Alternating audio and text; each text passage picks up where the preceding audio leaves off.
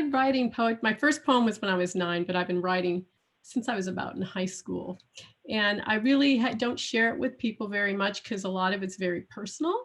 But when the San Diego Union Tribune had a forum for people to publish poetry, I thought I'd submit one. And they did publish it, actually, even with a little cartoon to match, which I thought was really cool. So that will be the first poem I'm going to read. The name of it is called Tempest Tossed. The world in a state of disrepair, creating a situation so unfair. We reach out to each other with posts and tweets, somewhat satisfying, but not as sweet as a touch or a kiss or a deep embrace or a simple caress of a loved one's face. Standing back to assess the ravages of a scourge turning us all into online savages, wondering if we'll ever rise above the anger and the sadness and feel the love we used to have for our fellow woman before we were forced to endure this plan, to shelter in place and face our inner demons, clamoring for space in our weary hearts, stunned into silence and torn into parts. Where is the glimmer of hope we so desperately need? It's not found in protests infected by greed, but in the gentle ministrations of a nurse's hand, in the compassionate smiles 6 feet from where we stand, in the graceful beauty of our majestic land, where we are eventually forced to understand that our survival is only guaranteed when we blithely fulfill each other's needs with selflessness and the will to share and ignore the ravings of an obdurate billionaire, ruining our country and sucking up our air. As long as this horrible virus continues to spread, we're longing to breathe free, as Emma Lazarus once said. We're reminded that we'll only get one chance to prove our worthiness in history's glance. So handle with care, and sooner or later we'll arrive to the sublime place where our humanity can thrive. Okay. Thank you. The next one is also kind of about COVID. It's the name of it is called Coping. Sitting in a comfy chair, I nurse my wine. Reading a book, I slowly recline and ruminate on the discovery I've managed to make, that life is passing me by, leaving disappointment in its wake. The leash is tightened around my neck. My 2,000 square foot cage is an emotional shipwreck, trapping within my loneliness, waiting for relief from the boredom and fear, stealing my composure like a thief. Though bits of optimism manage to creep through, a gorgeous flower, a sweet smelling shampoo, a radiantly played tune, a mouth-watering stew, reminding my senses to appreciate all that is true, to have faith in my inner voice, telling me that all is not lost. I have a choice to break free from the cage and embrace the unknown, appeal to my better angels and leave my doubts and unease alone. A well-played sonata beneath my practiced hands soothes my aching heart with its simple demands, tempo, timing, and amplitude, and a feel for the composer's intent takes me to a place where I don't need to lament or yearn or crave or regret. So it's a book, food and music that will save my spirit. I just have to read it, taste it, and hear it. And last but not least, a loving hug, filling me with warmth, so fulfillingly snug.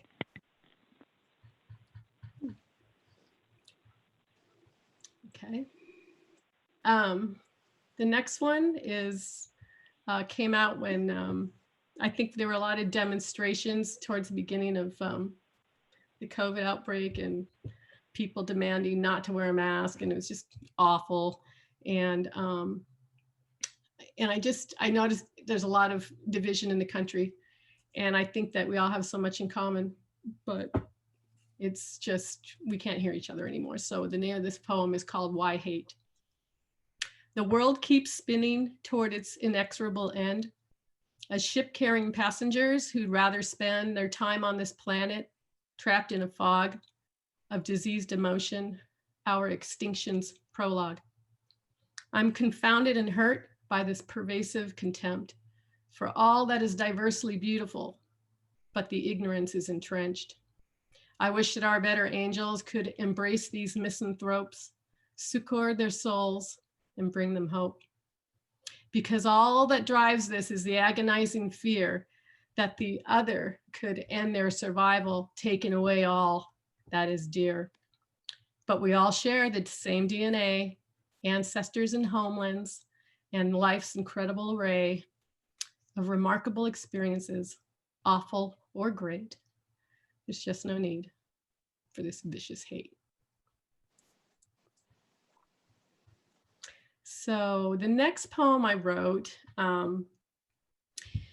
for a film that was done by a friend of mine, and Eileen Wingard knows him. His name is Murray Sidlin. He was the conductor of the Long Beach Symphony back in the day when I worked there as a young college graduate. And he came across a book about the International Red Cross's visit to the Theresienstadt concentration camp. That was kind of turned into a show concentration camp for the world to see, but it really hid a lot of horrors. And there is a performance by a choir with a conductor and an old piano of Verdi's Requiem. And they performed it for them. And then a few months later, the conductor and most of the musicians were shipped off to Auschwitz. And I don't think any of them survived. So Murray tells this story by performing Verdi's Requiem all over the world, and tells the story of this day at Theresienstadt when the International Red Cross came to visit. And so the name of this poem is called Defiant Requiem. The faint whistle blow sounds in the distance, trains taking wretches to their final existence, while minor chords on broken keys annoy with their dissonance. A quiet and solemn beginning, ushering silence from the watching crowd, filled with dignitaries fiercely proud of the most elaborate pretense the Reich would allow. Cruel promises of retribution, keeping the prisoners cowed, who put on their best game face, yet remain secretly unbowed. In just 10 minutes, the Dies Irae proclaims that God's judgment will be unflinchingly strict. The tremors of his wrath will zealously afflict those who defy humanity with their unholy edict to destroy the innocent lives of those forced to lick their spit. But that judgment is tardy because no sooner said than done. The deportations will start after the last note is sung. Throughout the performance, the musicians keep soldiering through, the exhausted conductor's baton keeping their focus anew.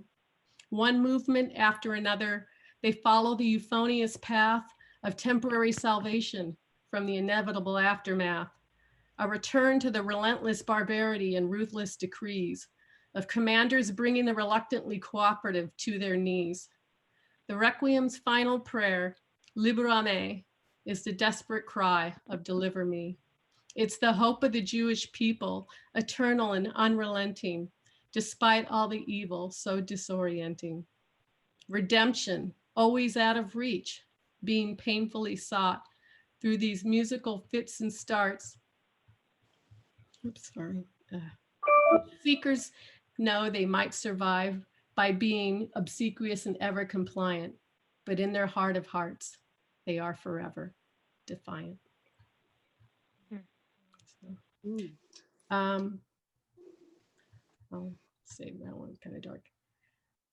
So a lot of my poems are written about relationships, and this one is about a potential one. It's called In Time.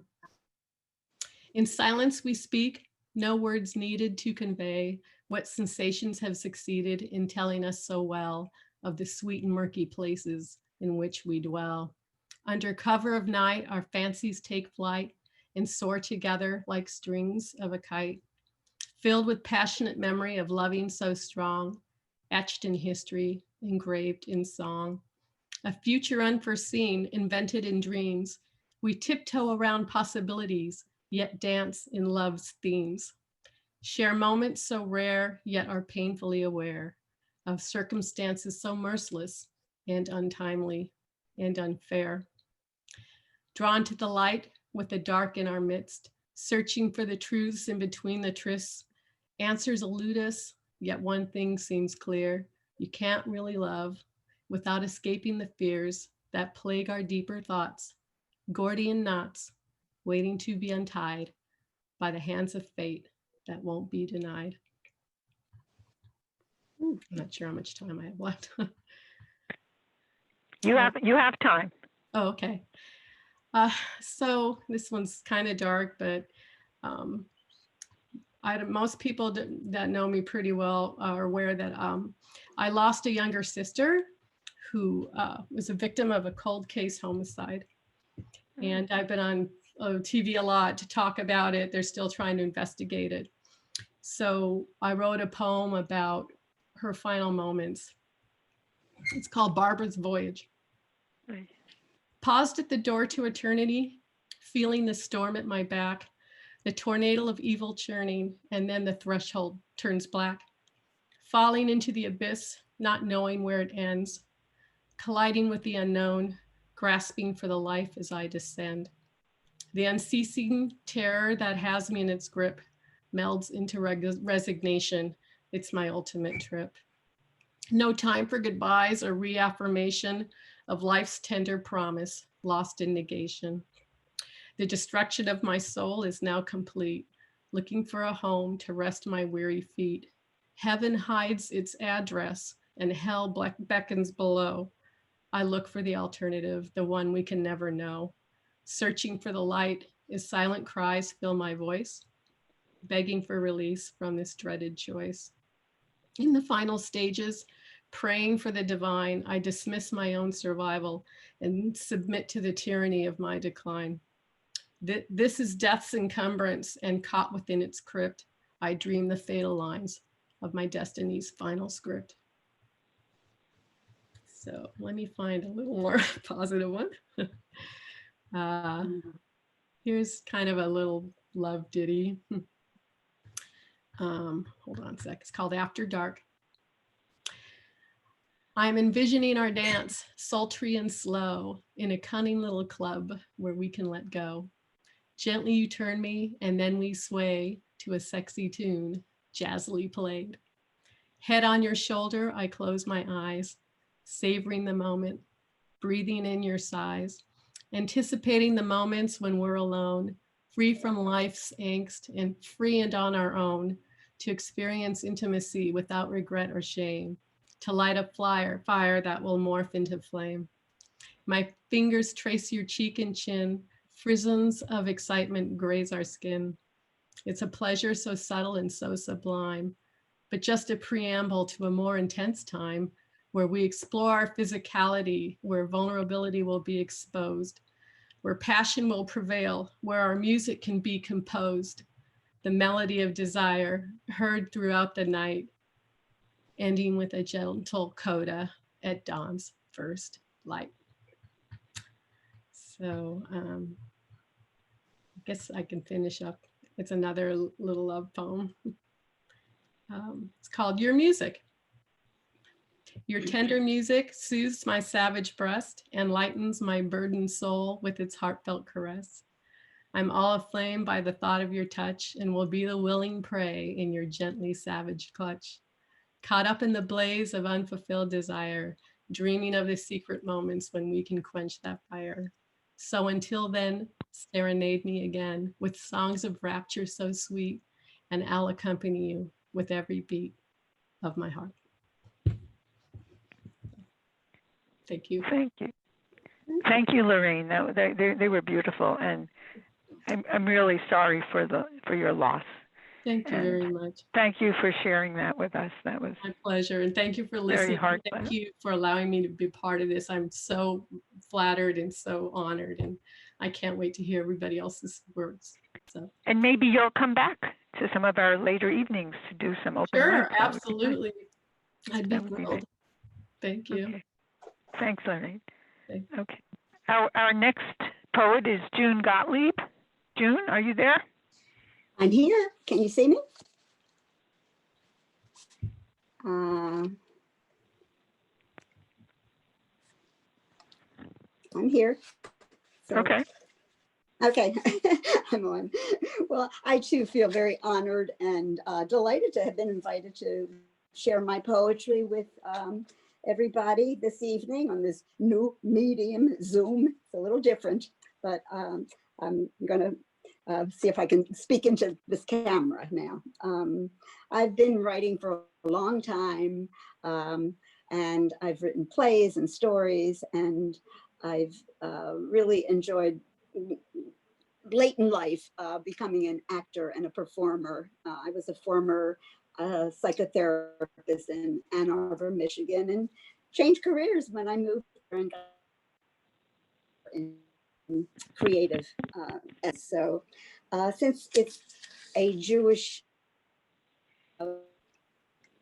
organization that is supporting this, and I'm Jewish, I thought, well, let me see if I can find anything that speaks of my own Judaism. And I found a couple that I had written. I'm a grandmother and a great grandmother now. So this was about my grandmother, who was quite different from how I think I am as a grandmother. The first one is called Seascape Image of My Bubby. Bubby is another. Soft she was, but especially her face, flowing lines of wrinkled seas and brown freckled fish swimming in and out. I sit real close. My hands reach up while fingers like a silent sailing ship trace this timeless waterway, undulating channels of comfort and wisdom, some familiar, some unexplored. Slowly, I nestle closer.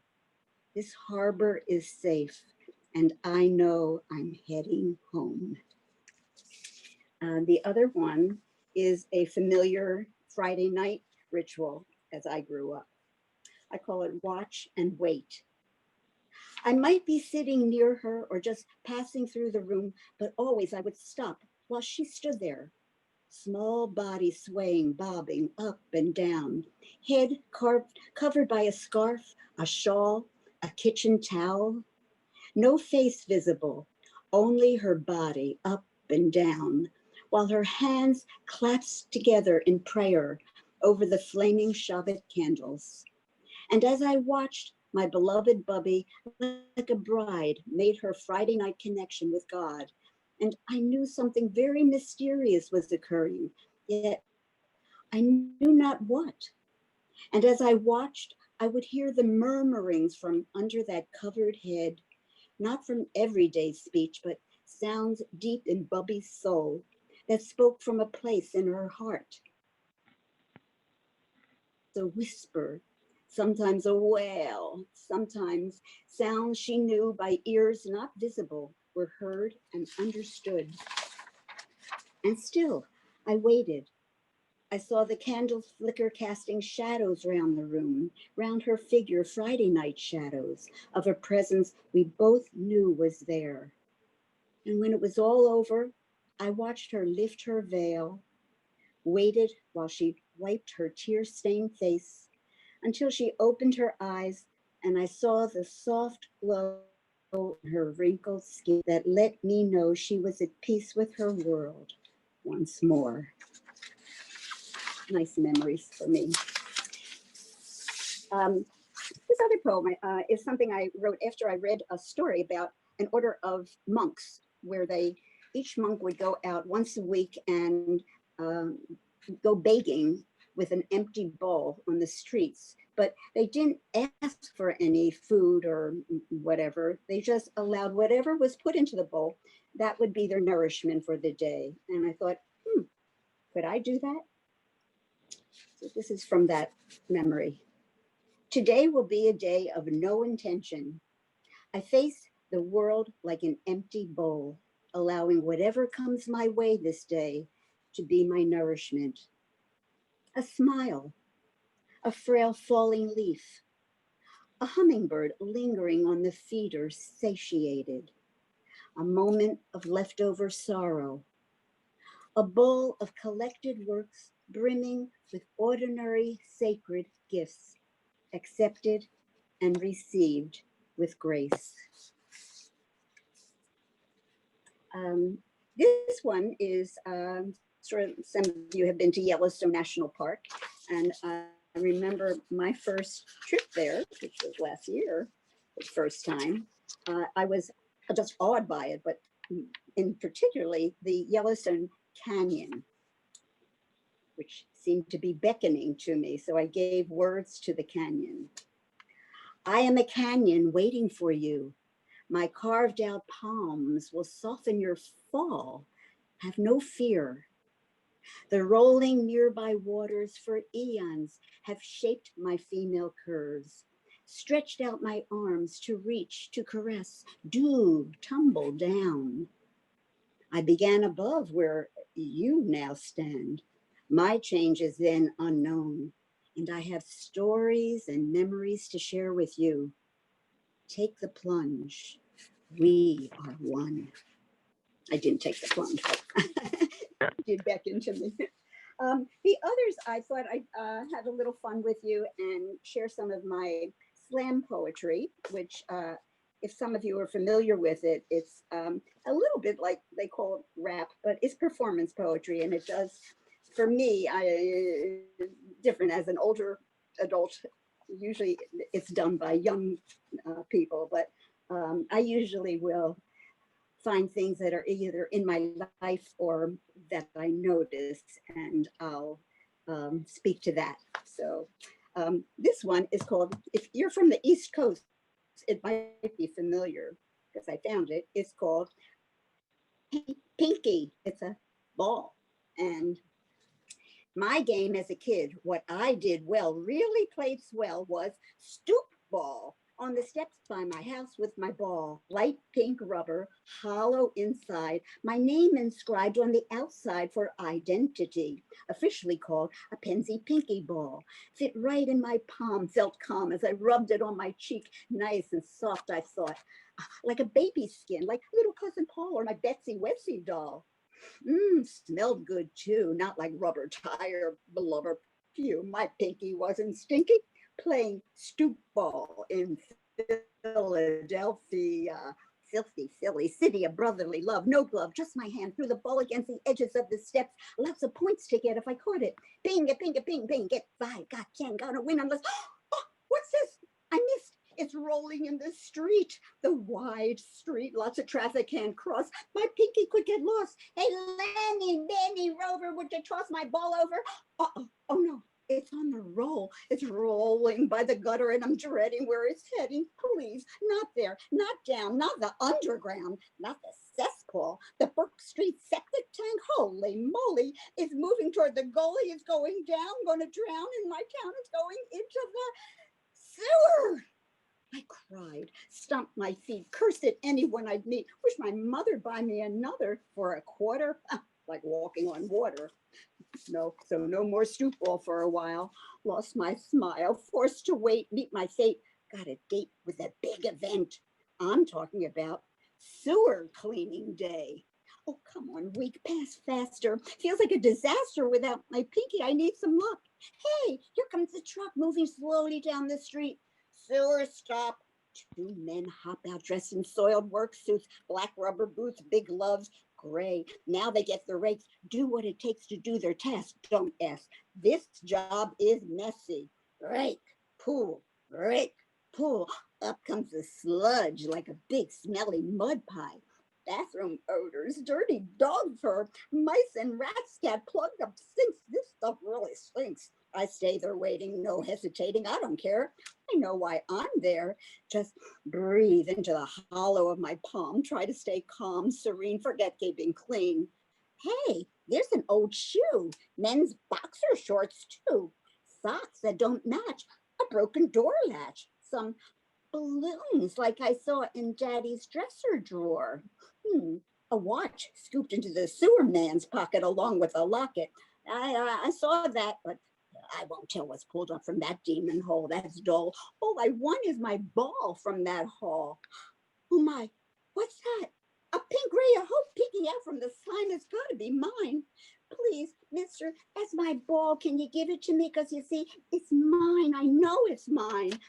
Fine, said the kind sewer man as he dug through the heap. Wasn't something he wanted to keep. What a love. He took his dirty glove and handed it to me. My pensy pinky marked Junie. I had it back. I was thrilled, exhilarated, ran up to my house to douse it with the black garden hose. And God knows it didn't get completely clean. I mean, maybe it didn't smell exactly like a baby anymore, but what for that was okay with me because you see, I had my pinky after all. And yes, sir, Freddie, we were both ready for another game of stoop ball. That was my game. Okay, here, I'll do another one because they're kind of fun as far as poetry goes. This one, and as you can see, some of it goes way back, so this one does too, and it was a memory I had. Keeping up appearances. Hey, gals, have I got a story for you? It's true, and it's nifty. Goes back to the 50s. I was sweet 16, out on a date, getting kind of late, but me and my guy walked hand in hand.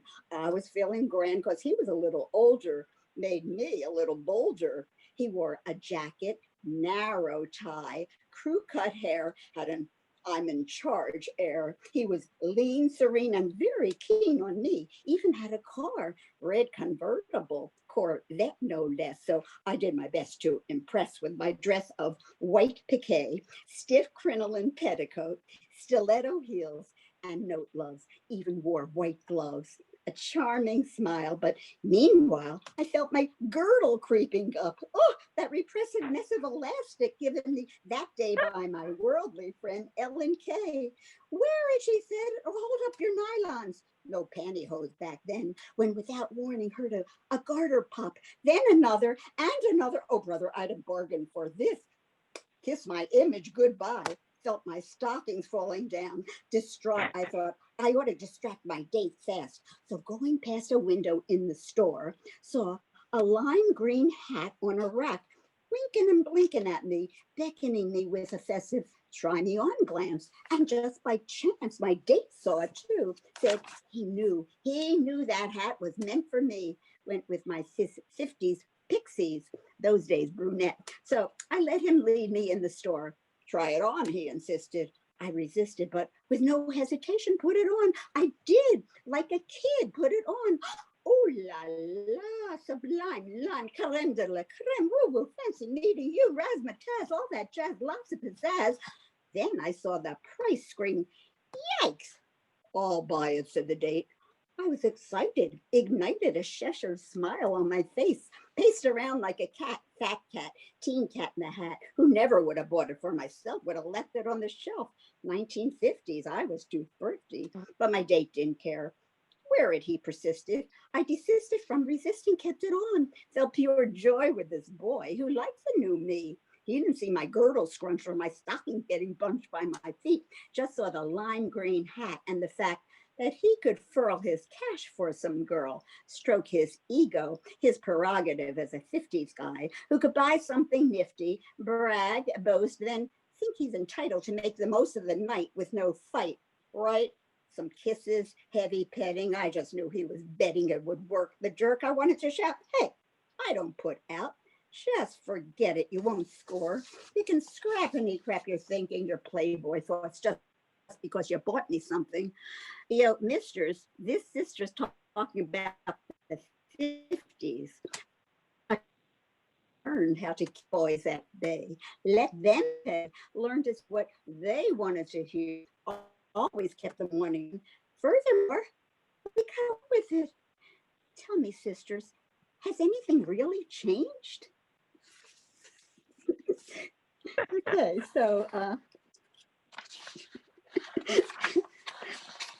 I do a nice memory of an evening on a campus, and the melody lingers on. A balmy spring night, the campus aroma of lilacs fill my breath with dusty purple shadows. A blinking star-studded sky flirts with me like blushing eyelashes, partners to my aloneness. A sudden surprise of sweet sounds surround me, fill my lungs and beating heart with longing, serenity. A glance to the dorm window 4 flights above, where a trumpeting soul sits upon the sill, blowing his melodies into the soft night air. Music that lingers with me still. And I'll do one more. This is one of my wonderful memories I have, because it would happen almost every day. And then one day something changed and I watched it and thought, I've got to write about this. And it's basically another slam poem, but I think it really resonates with women in particular today. Am I old yet? She walks the town's main street each day, an elderly queen in purple pants, sun on her silver hair. 8 o'clock and she's coming down the block, rounds the corner, looks both ways, crosses the street, begins her beat, her stride, confident, intent, pumping her arms rhythmically to her own tune. And soon she passes right in front of me, sipping morning tea, where I can see the glint in her eyes. Looks wise, etched lines on her face, none erased, sun on her silver hair, doesn't care, and always those purple pants. When I get older, I want to be like her, just like my younger friends want to be like me, because, I need a role model too. Some healthy sage of a ripe old age like this one, wearing what she wants, fanny pack in front full of who knows what, gonna kick butt. Without knowing, I say she's late 70s, 80s, maybe more or less, doesn't really matter. She's trim, has vim, verve, nerve, oozes energy, looks hearty, and probably darn well knows how to party. Well, there were 3 of them coming up the other way that day. I saw them, 3 men, jocks, young, buff, bodies hard as rocks, good-looking guys engrossed in each other. I could be their mother. She kept walking, the pavement not wide. Would they step aside? They kept walking, faces straight ahead. Didn't they see her? Didn't they notice? Hey, guys, I wanted to shout, watch out. There's a senior goddess coming down the street. Move over, don't you see her? Apparently not. I was getting hot as I watched her step down the curb to avoid those boys about to run her over. Those oafs, those goons, buffoons with no manners, rude, crude dudes. And I thought to myself, heck, if she had been blonde, young, and 21, those 3 would have bent over backwards, flipped somersaults, anything they could to let her pass. They do a double take, make wisecrack, whistle under their breath, woo woo, nice rap. They'd make lots of room for her to pass. You bet your sweet ass they would. But this woman of age, this stunning elderly queen, was not even seen. She was brushed to the side by youth's blind eyes. This woman of value, of vigor and grace, made invisible that day. What a disgrace. Okay. I think I probably thank you, June. That was fun. Thank you. And I particularly enjoyed your stoop ball. You remember? Oh yes, we lived out in sort of the eastern part of Long Island, but would visit cousins and my grandparents in Brooklyn, and I just loved playing stoop ball. And I felt really deprived that I couldn't play stoop ball. Our front porch had like 2 wooden steps, and it did not work. You could not play stoop ball on my porch. No, it didn't work. I felt really we had a big backyard, grass and everything, but I felt really that, stoop ball in a crowded Brooklyn street was really it. But anyway. Yeah. Thank you. That was fun. Yes. Well, thank you. It was my pleasure. Okay, Todd, are you there? Yes. Our next poet is Todd Salovey. Todd, you're on. Well, Hanukkah Sameach, everybody. I want to say I'm honored to be on a program with Lorraine Thall and June Gottlieb. I really enjoyed your poems. I'm a theater director and the director of the Lipinski Family San Diego Jewish Arts Festival and an acting teacher at UCSD, a husband and a dad, and a lover of Jerusalem. And that's what my poetry is about. I have only one rhyme, and it's in the first line of my first poem. The first poem I'm going to read is called I'm a Jewish Artist Because, and I wrote it in 1997 for a soiree in the early days of the Jewish Arts Festival at the home of Raquel and Howard Schraub. And it's dedicated to my dear friends, Jeff and Sheila Lipinski, with a lot of love. I'm a Jewish artist because I like to play and pray. I'm a Jewish artist because I laugh and cry at the same time. I'm a Jewish artist because my soul is nourished by mystery and beauty, because I have music in my dreams in scales I've never heard before, because I see rhythm, feel words, hear shapes, because 75 years ago, 300 years ago, and 2,000 years ago feel like yesterday. I'm a Jewish artist because I was born from a Jewish mother and I didn't make the baseball team. I'm a Jewish artist because my older brother was already a doctor, because I want to see God while I'm at work, because I want to be the creator too, because art may be one thing that brings Jews together. Because on Hanukkah, while the other kids were playing dreidel, I was sitting by the menorah staring at the flames. Because wrapped in a tallis on Shabbos, with my daughter and son beside me, I feel a shimmering flame and I want to share it. I'm a Jewish artist because to be a light unto the nation, I must first find the light in myself. The second poem that I want to read is from, I wrote a long time ago in 1982, when I was 22 years old. I dropped out of school to write poetry for a year. And every day in a freezing closet with a heater, I wrote poetry on an early electric typewriter. This is for my English teacher, Jerry Kestenberg. Awakening in darkness, all around black to the eye, a thick haze like spoiled hollandaise sauce, mind drifting on neck, old hobo in dust storm, recalling past, of President Lincoln seeing a play in the theater just the other night. We were all young once, blinking and blinking. It won't go away, this dizzying night reverie, saxophone walls sway just a touch. I see it, you see it, the walls hear it, all is asleep in the outer family world, but the room is bopping, a slow Coltrane solo, mellow and hazy, larger pupils, and darkness turns to sandy gray. The next poem I want to read was written in a very difficult time when I went to visit Jerusalem during the Intifada in September 8th through September 13th, 2003. It was a frightening time, and I had a hotel room in a place called Kotel Quarters, and it's the only hotel in Jerusalem that overlooks the Western Wall. I want to dedicate this to Bertie and Jackie Wolf. Under the Jerusalem stars at 4 a.m., a wailing cry at the Western Wall. Prayers at the wall when I went to sleep. When I awoke, prayers at the wall. Flood lamps bathe white light on old stones.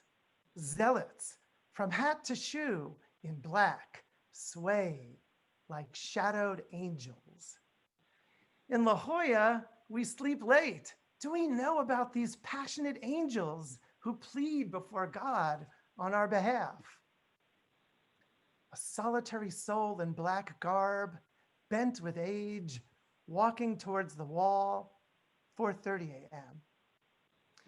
Jerusalem air, dry, thin, mystical. The trees gently sway with the praying below.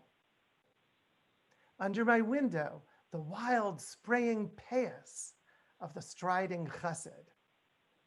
Hashem, Hashem, kel rachum v'chanun. Have mercy, God. A piercing shofar cries, wake up. 4:45 a.m. It's 6:45 p.m. in La Jolla. Wake up. Wake up, the Jews in the old city. are already chanting pre-dawn at the wall, and your yesterday has not yet ended. 100 holy people gather beneath my window. I'm at a desk, scribbling notes and seeking souvenirs. Our silent prayers, they're singing chants, Yitzchak, Yishmael, sibling rivalry, Mars rising by the minaret. When do they sleep? These wailing wall insomniacs, blasting their chauffeurs, crying their prayers in the far left corner, first in line. 4:45 a.m. The mosque blasts out an amplified wail which shivers the air of the plaza below. All right, okay, I get the point. The caper branches sprout in the cracks of the wall. The mourning doves nest in their vines. The ancient wall births new life in nature and inspires old life in me. 5 a.m. The first responders wrap tefillin on their arms. Dawn is coming. I will join soon. Beyond the wailing wall, my great-grandfather, Zalman Yosef's grave. And my great-great-grandfather, Rav Simcha's too, resting together for eternity upon the Mount of Olives. I fill my pockets with jingling coins and $1 bills for the morning beggars. At Jerusalem at 5:10 a.m., you travel 8,000 miles to find yourself, and you're there in a minion of angels. Tonight at 10 p.m., I bid the city farewell to return to the Jerusalem of my home and of my heart. Flesh meets spirit and melts away. In the shadow of the memory of the Holy Temple, past and yet to come, where one soul's prayer makes all the difference.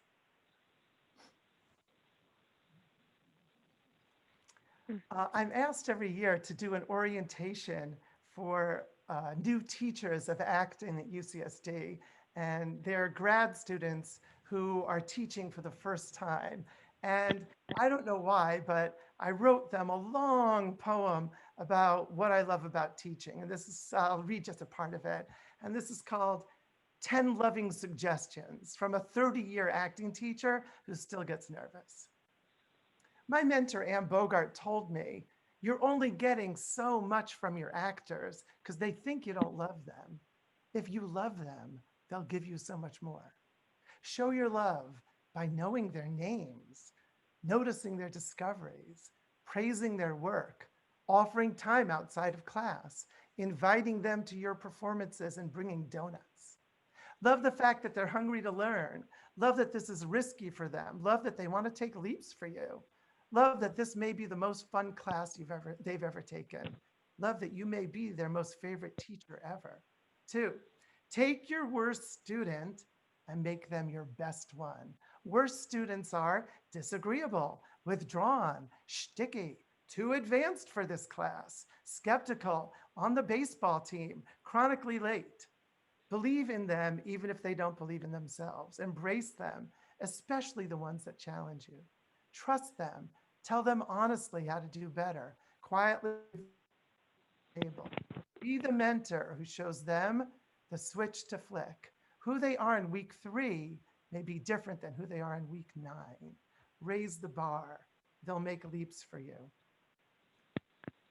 3, effective storytelling and great teaching is about structure. Structure is your roadmap of experiences. Hal Prince supposedly said of a Broadway musical that if the first 5 minutes are amazing and the last 5 minutes are amazing, the audience will forgive everything in the middle. I always start making a perfect circle. I take roll right away because every minute is essential. And at the end of the quarter, marked lates are the easiest way of taking someone you love and giving them a B. I never just call roll. I ask a question. Who's your favorite actor? What verb do you play in your life to get what you want? What circumstances most led you to become you? What do you think and not share?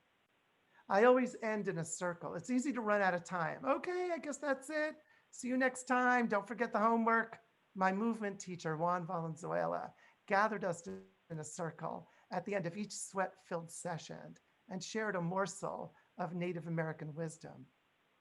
Quote, if you want to reach every person in the audience, it's not about being bigger. It's about going deeper. Sanford Meisner. See you on Wednesday. The next poem I want to read is also from my early writing in 1982. It was amazing preparing this because I have not looked at my writing from 1992 in about 30 years. And every day I was like writing something. I think I was half poet and half graphomaniac at the time. And then I find this poem kind of, I don't know, it reminds me of who I was when I was younger. So dragonfly, belly scraping the marsh waters, teasing little insects, flies, mosquitoes, gnats, eyeing the night owl on elevated branch, flitting her head from side to side. Aside my campfire, I'm only human. I follow your direction till I find my head bobbing in a static dance. I have to squeeze my mind through the key slot of its rhythms to look away for only a moment. And soon I'm drawn back to follow this magic bug's crazy motion from reed to pond to branch, then out of my sight range and returning. I place down my book of poems, set off plans to meditate, shed my outer clothing, begin a slow movement, just 2 fingers against the purple sky. Then my arms and feet at first kicking, soon tiring of this human motion. My legs become 2 snakes, and I smile to see such evil in my limbs, tempting my chest to join the chant. It adds circles, and I notice I've become more full, my man's chest appearing, and I gallop giant strides and curlicues, stopping for 20 minutes of breath dance. Then following a leader elbow to the limb of a tree to wrap myself and push my bones at this arboreal figure. Its roots are what it gives me in return. Though I cling to it in a paste of sap and sweat, the boundary has been drawn. My clothes lie neatly. I walk over them to lie atop the marsh, to rejoin dirt, mud, plants, mischief, animals. A beaver slinks below me, a crab, a porcupine. I don't have to move. I like it where I am. I try to stand, but I must lie to keep from sinking. There's a moment between birth and life. There's a moment between birth and death, and it's called life, a human thought. There's something temporary near my ear. Beware the dragonfly and other fire breathers. The last poem that I want to read is called Your Violin. And this is dedicated to my wife, Diane, to wish her a happy birthday. And I follow Lorraine's example of ending with a poem about music. When I direct for the theater, I read many scripts before choosing one that engages and awakens me, changes my breathing. I trust a play that moves me will also move my audience. The emotions I feel on first reading are the start of what I will create. I read the script again and again, trying to seed the story inside of me. When ideas visit me in the shower, haunt my dreams, I know the world has come within. Then I invite designers, cast the roles, gather actors in a cold gray hall with plastic tables, rehearse, probe, block, question, find it on its feet, share notes, coach, provoke, talk about what's working and what isn't. I watch. I direct because, as Chauncey Gardner says in Being There, I love to watch. I gauge my own response. I know the production won't move an audience until it moves me. A desperate moment visits every show. We've worked so hard, had so many discoveries, and still it hasn't come together. I stew maybe this one just won't work. And then you bring your instrument to fill the air between the words, to voice what is and isn't seen and heard, to add vibrato in your melody, to connect the words to something universal, to merge story to what's pure. You know what it needs just by being there. You're the twine that ties it together. Your bow makes the wrapping sparkle and makes the play a thing of beauty, of wholeness, of breath, of life. Your bowing makes the play a concerto, a waltz, a zemmer, a shira, a song. You bring the one thing missing, your violin. Thank you so much. Thank you, Todd. That was great. And I'm really glad to know that you're as fine a poet as you are, all the other wonderful talents you have, and we've enjoyed your accomplishments in San Diego over the years. So thank you for joining us tonight. Thank you very much. Really appreciate it. Woohoo. Okay, Melanie. What? Melanie, do we have a list for open mic? Yes, thank you again, Lorraine, June, and Todd. Be sure to check the chat to see the beautiful messages that came in while you were reciting your work. Before we begin our open mic portion of the program, I have a few upcoming event announcements to be on the lookout for in our emails and on our website, lfjcc.org, for registration information. Arts and Ideas invites you to Suffrage Celebration Part 3, all stirred up with cookbook author Lauren Kumin, who will convert a suffrage-era recipe to modern-day cooking methods and continue these conversations surrounding the 100th anniversary of the 19th Amendment. That will take place on Tuesday, December 22nd at 7 p.m. Pacific Time. Our next Jewish Poets, Jewish Voices will be on Tuesday evening, January 19th, featuring student poets from San Diego and other cities. Also, we've arranged for a special virtual poetry workshop with San Diego Poet Laureate Ron Salisbury, I can't talk tonight, on Sunday, January 31st at 1 p.m. But space is limited, so please RSVP ASAP. Now we're going to move to the open mic portion of our program. If you have not yet reached out to me and would like to share a short piece of your work, please send me a message in the chat and we will get to as many people as possible in the time allotted. We are going to begin with Carla Berg.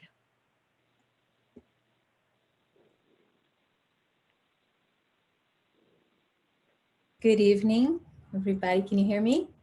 Yes. Okay. Yes.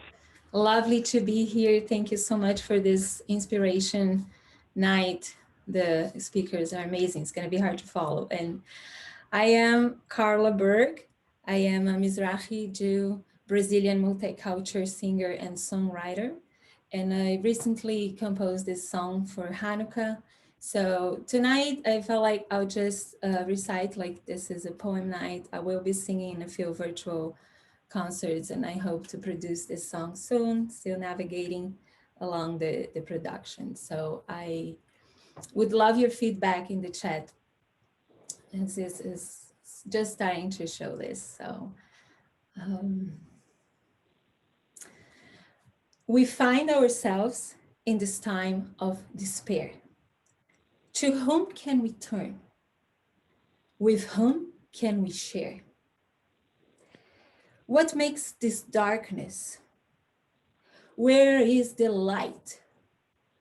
When I open my eyes, I can only see night.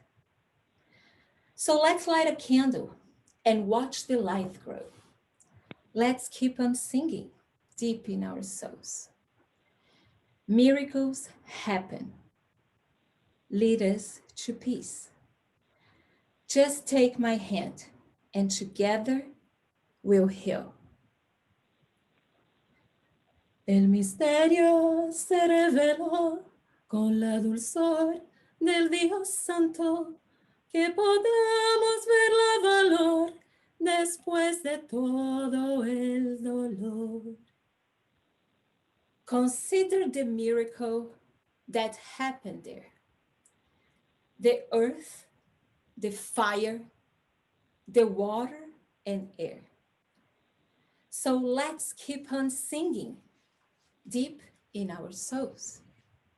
Miracles happen. Lead us to joy.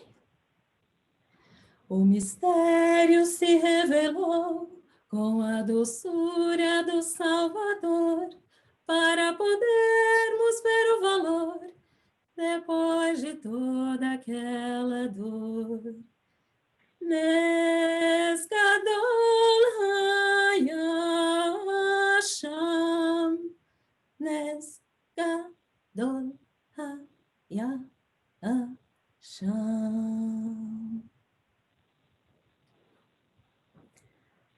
Thank you for letting me share. Beautiful, Carla. Thank you so much for that Hanukkah melody. Hanukkah Sameach. Hanukkah Sameach to you as well. Anyone? Great. Next we have up Annette Friend.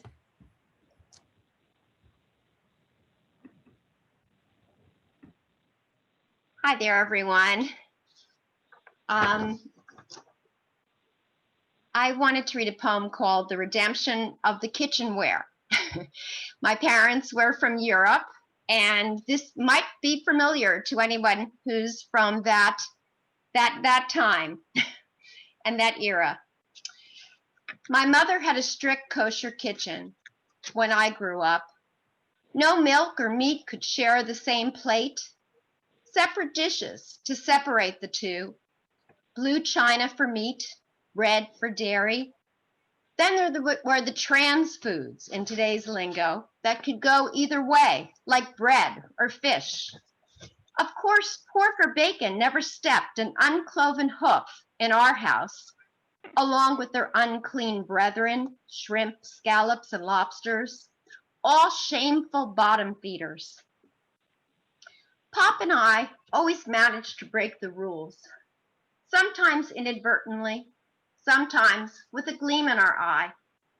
When my mother's kosher radar would spot an offense, a meat spoon placed in a delicious vat of vanilla ice cream on its journey to my hungry mouth, she would raise her red and white kitchen towel like a sword and shriek, "You did this again?" And into the ground the spoon would go for purification.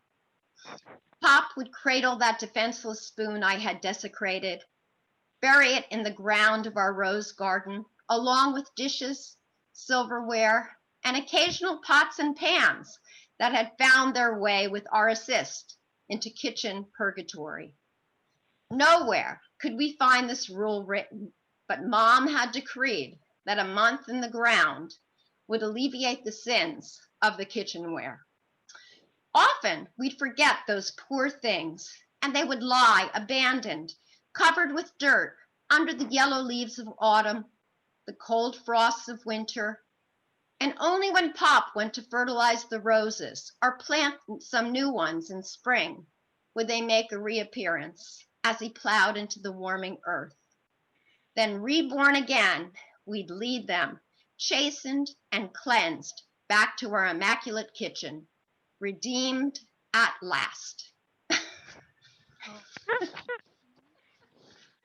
Thank you, Annette. I'm sure some of us can relate to making a little mistake in someone's kosher kitchen. Thank you. Thank you for listening. Thank you for sharing. Next up, we have Tom Markus, who's going to read a little bit of his prose. Hi there. This is a short page and a half from a novel, Dying Well, a comic novel of revenge, which I published just a couple of months ago. The central character is Ben Silverman. He's 75 years old and retired, and he and his wife live in a high-rise condo. He's currently in the exercise room of that building doing his daily walk on the treadmill. With him is his 79-year-old best friend, Jack Abelman. Ben walks on the treadmill, Jack never walks. Jack is a mischievous guy a prankster, someone who likes to send people up and make smart-ass remarks. They're watching, inevitably, the television set, which is always on in all exercise rooms. And Jack says, there's only 2 words to describe what's on this TV: unwatchable. He held the remote up with 2 hands, the way cops held a pistol on a TV show, and thumbed it once again, going kapowie each time he changed channels. Kapowie! A commercial for insurance flashed on. Aha! Jack yelped. That's what I need, life insurance. And then he laughed.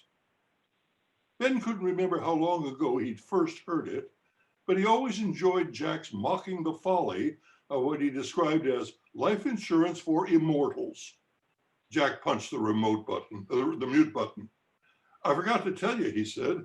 I went into the beneficial office on South Temple a couple of days ago, just for the mischief of it. Well, it was hot, and I knew it'd be air conditioned inside, and while I waited for the bus. So I talked with an agent about taking out a $1 million term life insurance policy. Oh, he was a youngster, short hair, probably pretty fresh out of college. And I could see him salivating at the notion of the commission he could earn. I led him along with how I could pay whatever the premium would be with just a wire transfer. I got him to where he was actually filling out an application form. He asked me if I had any pre-existing medical conditions, and I told him I hoped it wouldn't be a deal breaker, but that I had been diagnosed with an irreversible case of mortality, though the doctors assured me it wasn't acute and there were no imminent symptoms. He was a very earnest kid, but a very low watt bulb, and he duly wrote mortality into a blank space on the form. Where do you get these? Where did you come up with these? Ben laughed as he continued on his treadmill. I'm not making this up, Ben. I almost skedaddled out of the door giggling when he took it into his supervisor's office for approval. But the best wasn't due yet. And then he came out of the office with a perplexed look on his face that I wish I had a camera with me. He told me everything was okay because they checked beneficial's printed list of pre-existing medical conditions and mortality wasn't on it. So he'd gotten the go-ahead because I'd have to do a standard physical exam to get approved anyway. By now, I had him thinking he was my buddy, my confidant, my advisor. So I asked him if, as a friend, whether or not I should actually buy a policy, what with the actuarial tables revealing that I was immortal. He was as eager as all get out to make the sale, so he might not have understood me. And anyway, by now his head was turned around backwards and he couldn't keep up with my phlegm or my flam. I told him not to worry about the mortality because there were more people alive on Earth today than have died in the entire history of the human race, even back to the biblical Hebrews.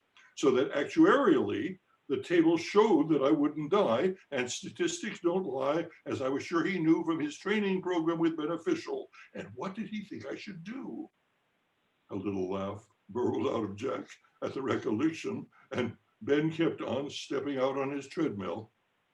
He was pretty flummoxed, Jack went on, and I started to have a heart, which might have been the first time for me.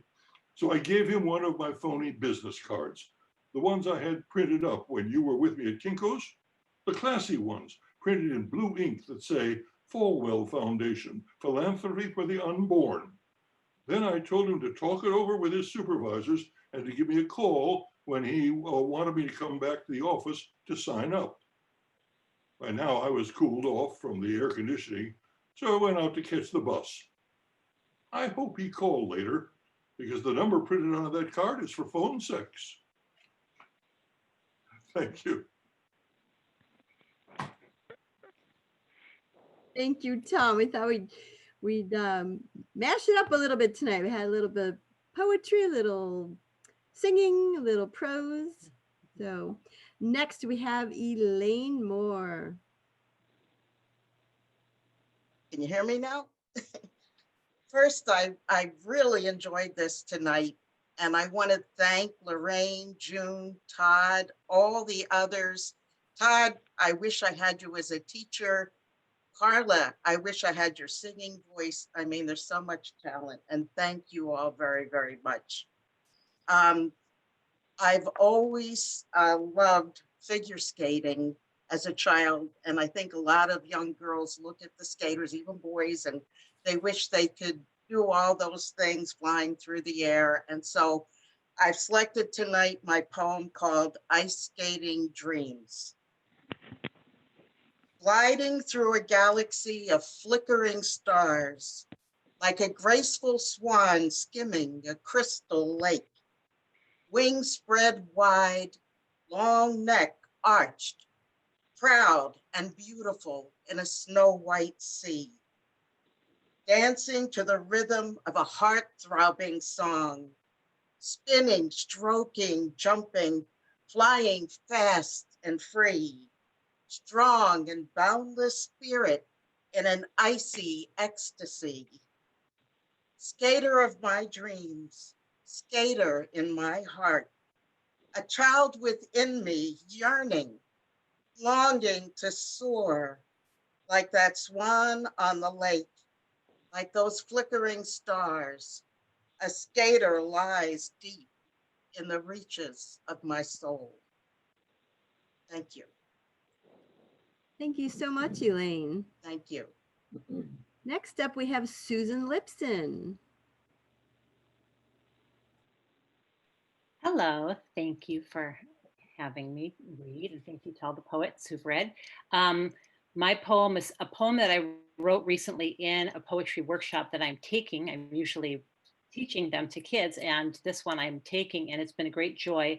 But the topic was marginalization of people, and everyone was writing about race, and I immediately thought, we are the most marginalized people, and no one seems to notice. So I wrote a poem about a memory that popped into my head from that prompt. It's called Burned. An extra shift next Tuesday? Maureen shook her hairnet covered head in reply to Dave, our restaurant manager. Sorry, she muttered, math exam that day. So Dave fixed his eyes on me. I can't work Tuesday, I explained, not because of an exam, because of an important holiday. Kathleen, clipping on the black tie we all wore and hated, asked, what holiday? Seriously, I thought, with the percentage of Jews on this campus and all the Hillel holiday posters on kiosks, you actually have to ask that?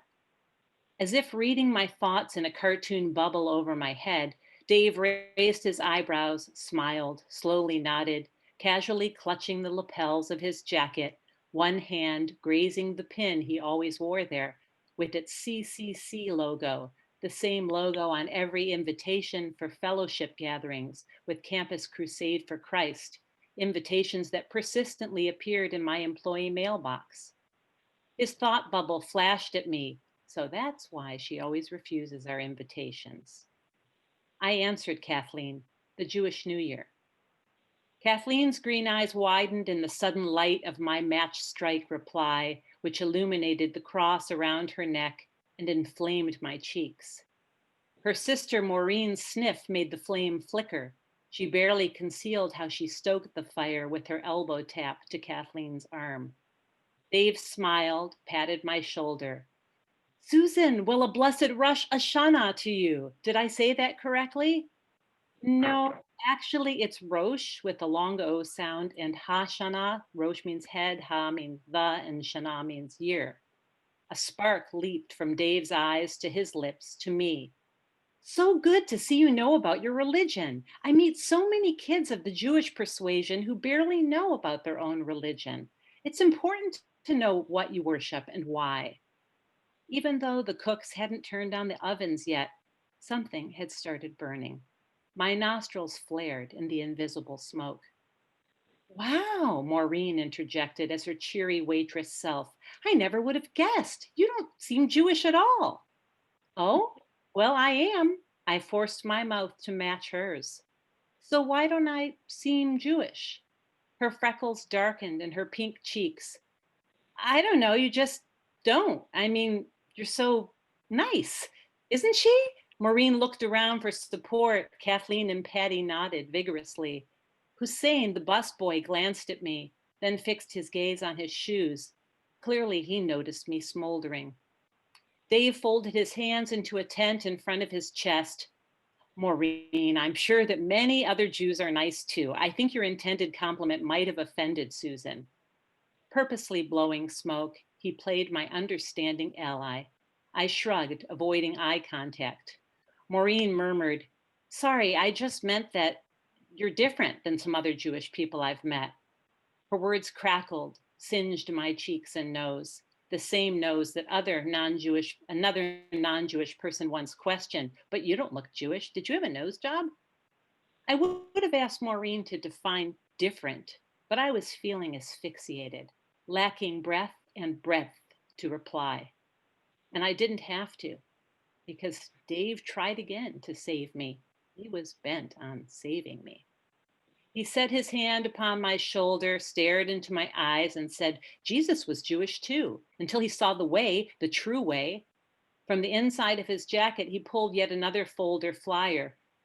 Please come. Maureen and Kathleen and Patty will be there too. His CCC girls put on their warmest smiles, wrapping their arms around me, engulfing me until I said, thanks, but I already told you, it's not for me. I'm happy with Jesus's original religion, so please stop, okay? Customers are arriving, Hussein declared, like a spray of firefighting foam. I bowed my head slightly toward him with a long blink. He understood, copied my actions. Don't let them pressure you, he whispered, ushering me through the kitchen doorway ahead of him. Glancing over my shoulder at him, I murmured, thanks, Hussein. Please call me Mohammed. Hussein is my surname. Oh, sorry, I didn't know, because Dave introduces me to everyone as Hussein. But why don't you, I asked, do you really have to ask that? He answered, punctuating his question with a wry smile and a roll of his eyes. No, Mohammed. I scurried to the first table in my section, water pitcher in hand, order pad in apron pocket, lump in throat. But I kept forgetting the specials in my menu spiel that day, distracted as I was by the charred remains of my comfort. Wow. Thank you, Susan. Next up, we have Stephen Baird. Hi. I'm Steve Baird. I'm a retired medical school professor from UCSD. And the poem I'm going to read is a free verse called Kiddush. And it tells us something of what we now know about Bereshit. Because when we sing the Kiddush, we have a line, Zikaron L'Maaseh Bereshit. So this is what we've come to learn about that since it was first written. As we light these candles, we think of beginnings, of wax made of carbon and hydrogen burning in oxygen. The hydrogen made by the Big Bang almost 14 billion years ago. Then there were hundreds of millions of years, and gravity crafted 100 billion galaxies, each galaxy composed of hundreds of billions of stars. And the stars fused the hydrogen and helium from the Big Bang into new elements such as carbon and oxygen. And billions of years passed, and new stars were born and died. The dying stars exploded, spreading clouds of new elements and compounds. And second and third and fourth generation stars were born in these clouds, now encircled by planets made of the new elements and compounds.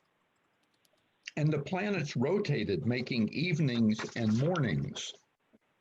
And there were 1 trillion evenings and mornings, and numberless changes here on our Earth, near our star, in liquid water, life arose. And all manner of plants and animals evolved and filled the oceans, land and sky. Bees evolved to make honey and wax. Humans evolved, made tools and fire, prepared food from the plants and animals, and made wine from grapes and bread to eat with honey.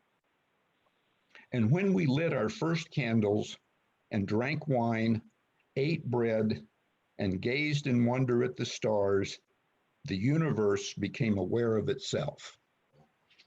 Thank you. Thank you, Stephen.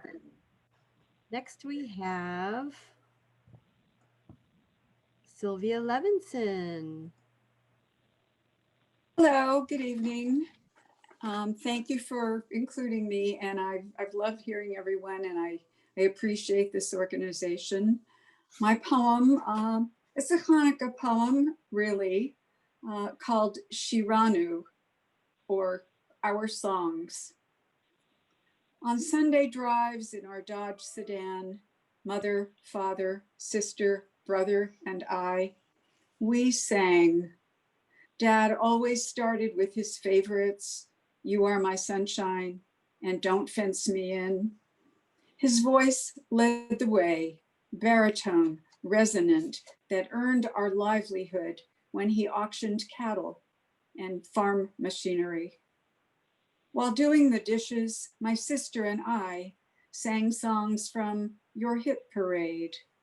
She carried the melody, had the better voice, a clear, strong soprano. I, the older, sang harmony.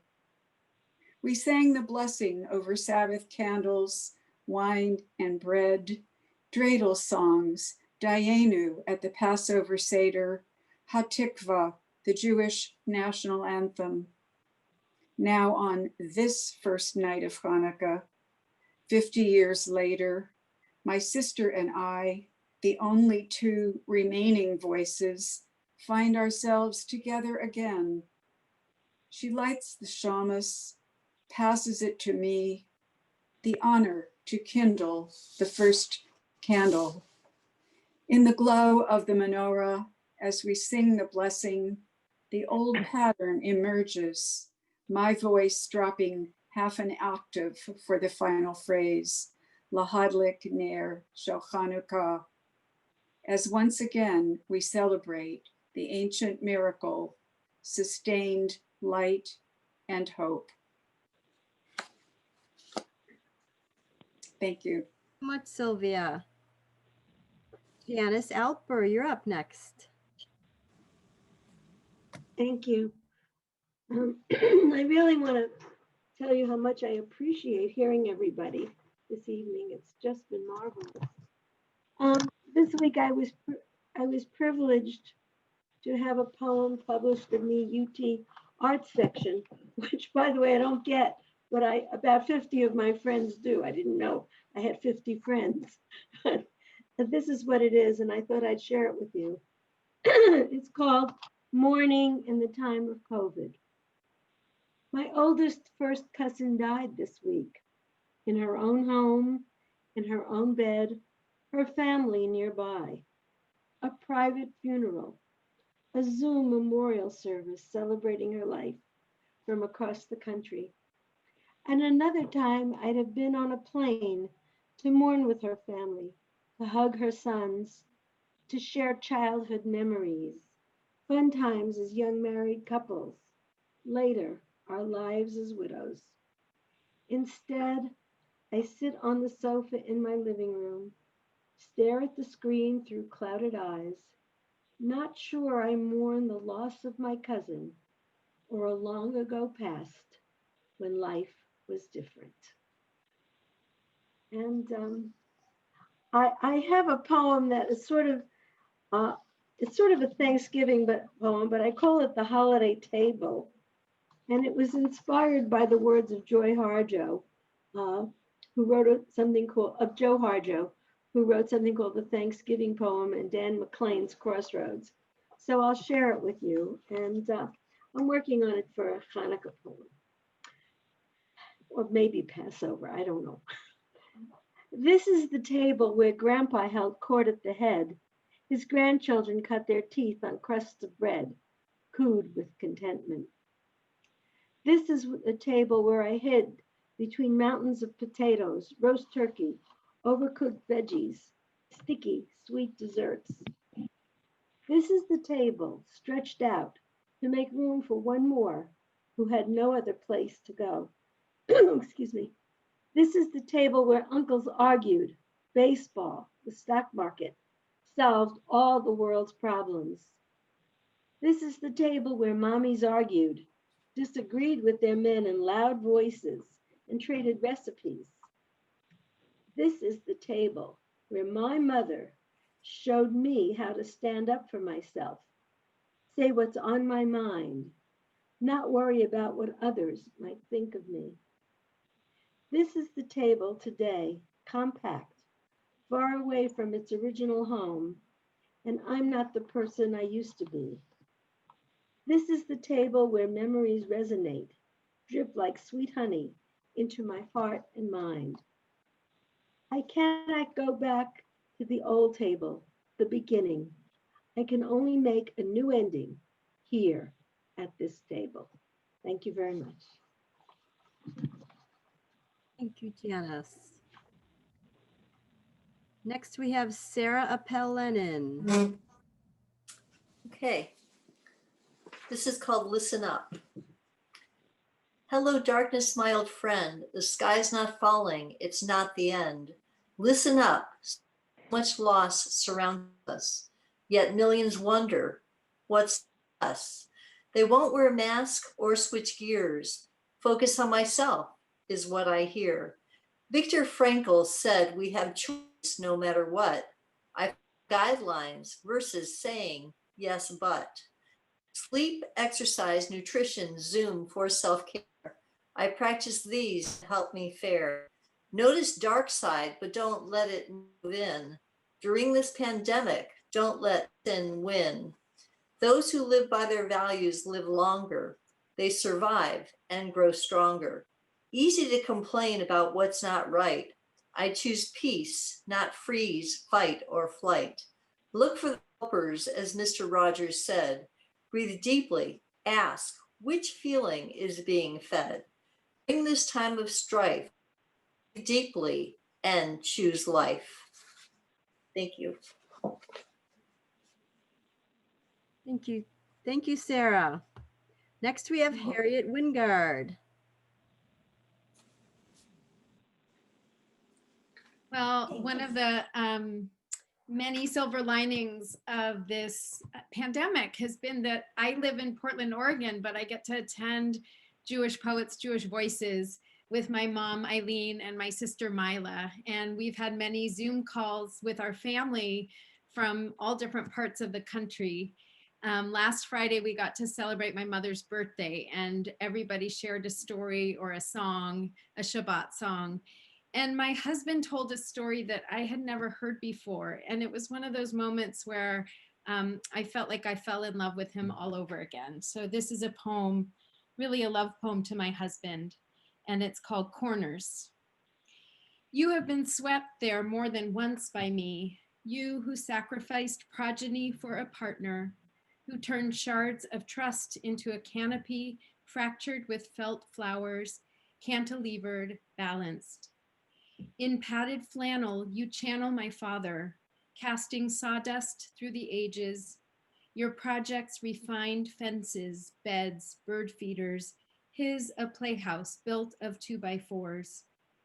Born into a house with a crucifix and countless cousins, your toys were tools, your transport surf, your dreams framed, welded, stitched. You fell between the cracks of convention. Florence changed you, filling your notes with sketched visages and spattered rebellion. When you opened those to me, you opened me. We became the tiny watercolor canvases hung by wires around your room, in the home where you first traced, I love you. And it would take years to embrace your heart, to live day to day, so close to something it's hard to see. And then, like those tiny intentions of folded corners on a hospital bed, recounted in a story of my father's passing and my mother's knowing what matters. You take a turn and return to me, the wider lens of our loving, the breath I inhale when I take to you, the longed-for cigarette of my father. Sometimes in the corners of our heart, we are ready to receive. Sometimes, carefully tucked, we retreat.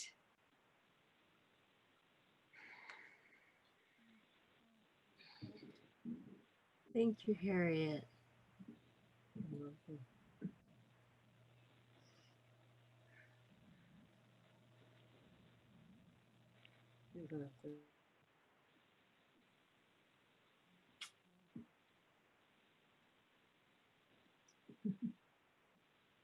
Harriet, that was so beautiful. Do you need a moment or is there more to continue? Oh no, I'm done. I can tell by reading you. I thought we were having an emotional moment. So. No, I always do need a moment, but that was the end. Okay, thank you so much for sharing that. Very personal. Next, we have Joy Heitzman with the haiku to finish our open mic portion of this evening. Okay, thank you, Melanie. Okay, so my haiku are 17 syllables in 3 lines, unless I need an extra syllable and then it becomes haiku. But I try to keep it to 17. Okay, these are all about the same theme, and it is infamous birth. 1. December 8th. Born one day earlier, and they could have named me Pearl. 2. December 8th. First night of Hanukkah. Is that why they named you Joy? 3. December 8th. Golda Meir died one year, then John Lennon was slain. Thank you. And I was very tickled that we had the first night of our poetry season on December 8th this year. So thank you, Melanie, and thank you, Eileen. I'm done. Thank you. Thank you. I just want to make sure. That concludes our evening, and we thank you so much for attending, and happy Hanukkah. We will now unmute everyone to be able to give a round of applause. Or unmute yourselves if I keep it all at once. May I just say a few final words, Melanie? Absolutely. Eileen Wingard is the chair of our Jewish Poets, Jewish Voices Committee, and Eileen can always have the last word. Thank you very much, Melanie.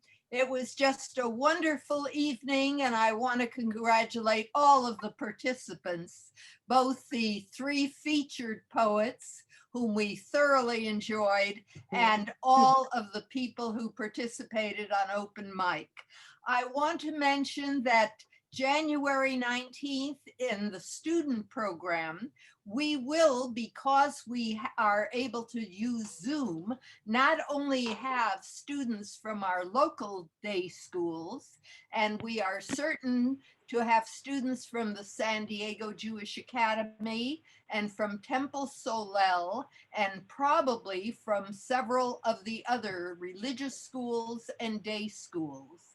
But we will also have students from the Portland Jewish Academy, students of my daughter, Harriet Wingard, and we will have one poet from Los Angeles whose mother grew up in San Diego.